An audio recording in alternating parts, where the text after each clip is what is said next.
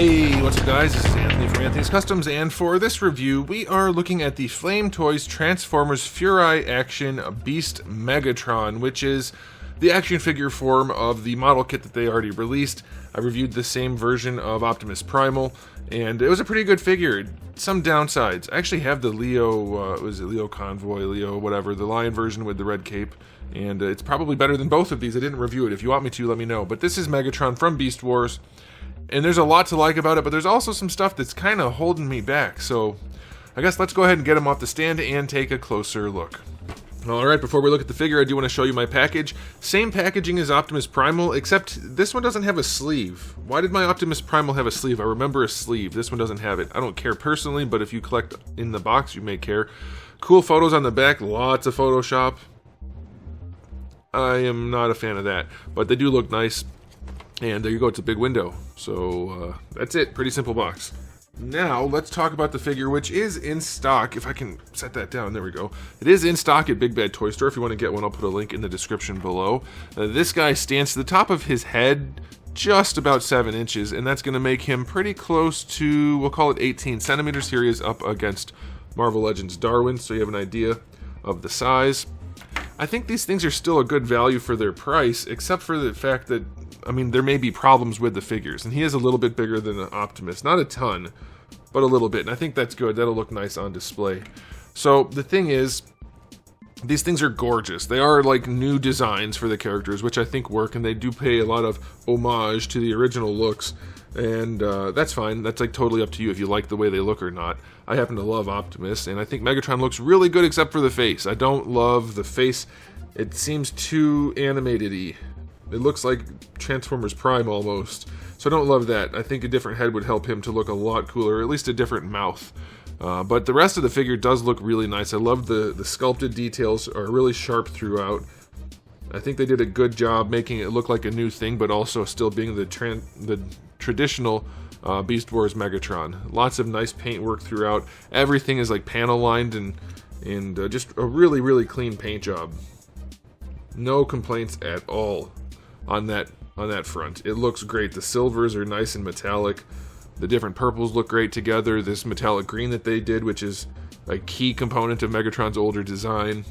Very, very nice looking. So I love that. Aesthetically, it is fantastic. No real complaints other than the head. That's fairly subjective, though it doesn't quite, like, Optimus looked pretty mechanical in the face still.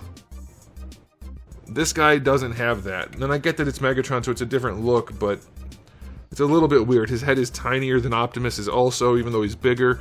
It's just a strange thing. It's not perfect, and it's probably going to bother some people, but obviously you have to decide for yourself if it bothers you. But it's a really good-looking figure overall, so I'm going to say like 9.5 out of 10. The execution of what's here is really, really, really good. It's very nicely done. Now, as far as accessories go, you do get the interchangeable arms, which would be his tail cannon and his dinosaur head, and those are just arms that swap out, and they work nicely. They have some articulation on them, like the mouth opens up and then the thingies open up on the tail part, so that's really good. That's it, other than a display stand, which is nice. You can do that display stand in the pegs on the corners or pop out those clear lines and put it in there. But yeah, it's a fairly basic thing. He doesn't have a whole lot of stuff going on here. No blasters on his hips like the traditional thing, but good enough accessories. I'll go, I mean, they're actually his body parts, so I don't know how to rate that.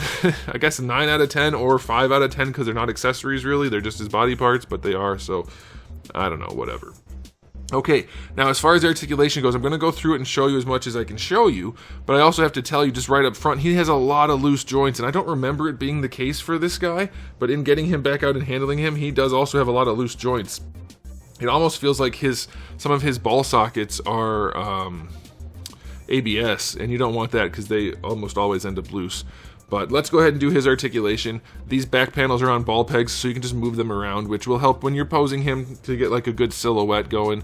And they'll get out of the way if you need them to, and I think that'll be fine. You can give it a little bit of your own flair, however you like. The head on a ball peg.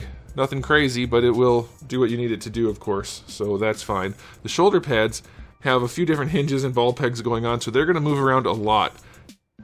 And they also have a separate panel in there for those. So you're going to be able to adjust his shoulder pads however you want. You can put them down low, give him more of like a I guess a broader Shogun type look sort of thing, or you can put them up high like that, which maybe you like that. I don't know. You have some options there. So that'll be pretty cool in giving you some variety. The shoulders themselves have a little bit of a butterfly, nothing crazy. It goes up and down as well, which is pretty cool. That's all happening inside here underneath the tusk, if you want to call it that. But then you also have your full rotation and your hinge here, which obviously you'll need to move the shoulder pads to do that, but it works wonderfully. Very, very nicely done, and that's of course why you have all those joints and things. It's not for your options, but you do have options in the look, but they function great for moving the arm around, and of course your rotation there. You do get, does he have a, yeah, he has a bicep swivel. I thought he didn't. It got stuck for a second. I thought it was crazy. Optimus didn't, unfortunately, have a bicep swivel, which is a huge downside. This guy does have a bicep swivel, and it works nicely. Double jointed elbow, again, works nicely. It's very stylized. He's got a super skinny elbow, but it does function, so that's nice. And then for the wrist, it's on a ball peg. It's a little skimpy looking, but he does have that. I don't know how many people are going to actually have these hands on him, because you're going to have the other things on him, but there's that. Okay, oh, and I want to mention, for the alternate arms, they have the elbows cooked into them. So like this piece here, which you can't rotate on the normal arm, it does rotate on the alternates. So you can have the mouth like this if you wanted to, like bending his arm forward. You can do that, or you can rotate it around however you want. So yeah, that's nice. I'm glad that they included the rotation in there. It might technically be a ball, but it just wiggles a little bit. So that's really good. I wish you could rotate it here, but it's not really going to serve much of a purpose on this arm, so that's okay. Now for the torso, let's see here. I think it's just this. It feels like to me, it's I thought it was a hinge, but it might be a ball. It's a little bit loose, but it does move around pretty well. Of course, you get your waist twist down here.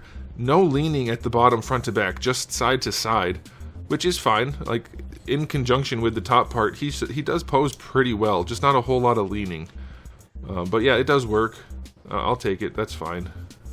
I thought something moved back there, it didn't. The hip flaps are on ball pegs and hinges, so you can move them around as needed. That'll be good. The hips, unfortunately, are on really loose drop downs. Not the standard type of drop down, more like a Gundam where it's a swing arm that lets the whole thing swing, but that does let him kick up pretty high, so I'll give him that. I don't hate that it's functional, but being loose is annoying, but it's not bad. He does go all the way back to going out to the side, full range. That's fine. Thigh swivel is in there, no problem at all. So far you're thinking, this looks great, it doesn't seem to have any problems. It doesn't really, other than the swing arm is a little bit loose there. The knees, the way they tuck that knee pad in as it bends, that's pretty nice. Good range, good function, that's good. And then the ankles, forward and back, that's pretty nice, no issues there. No other rotation or wiggling. Oh, it does. Okay, yeah, that's at the bottom. Yeah, so it's got a hinge up here, and then a ball peg at the bottom. I thought it might rotate at the top, but it just doesn't need to, so that's fine. But yeah, you get your ball peg at the bottom. That gives you your ankle rocker, which is really nice, and it gives you extra adjustment.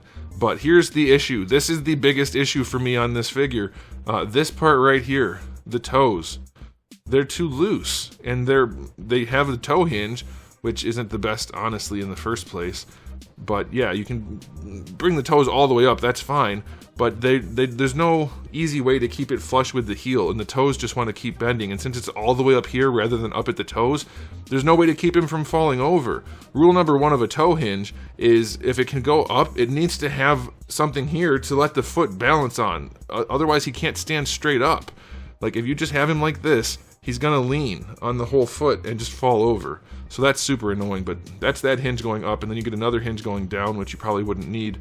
But it's just terribly annoying to have a figure where the toe hinge is so far back that he can't stand up under his own weight. So that's very frustrating. But the rest of the figure ended up working out pretty well. We have a little bit of looseness here and there, but that's going to be the biggest issue, is the toes. But I have to say, it does work pretty well overall, especially if you don't have to worry about the toes, if you can wedge something in there or just not care about it, which I would. But he does come with a display stand too, so that kind of negates it a little bit. But I never like a figure that can't stand on his own, at least easily. Oh, do these move?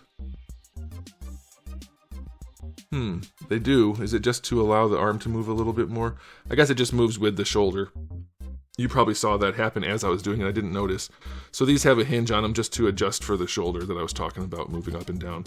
That's pretty cool. Okay, so final verdict for the articulation. I would go like 9 out of 10 if it wasn't for the toes being a problem. With the toes, I'm not even going to count this part too much because that's not going to be a big issue. But the toes being a problem, I'm just going to knock it down to 8. It's still really well articulated for what it is.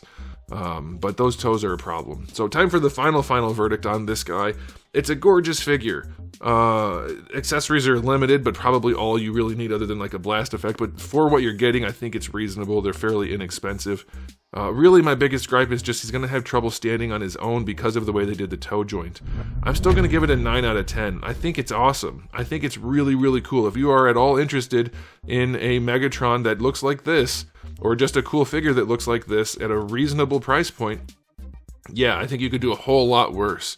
I mean, at this point, we're seeing really high price points from companies that have no business being anywhere near there, and these other companies are holding their prices pretty reasonably stable.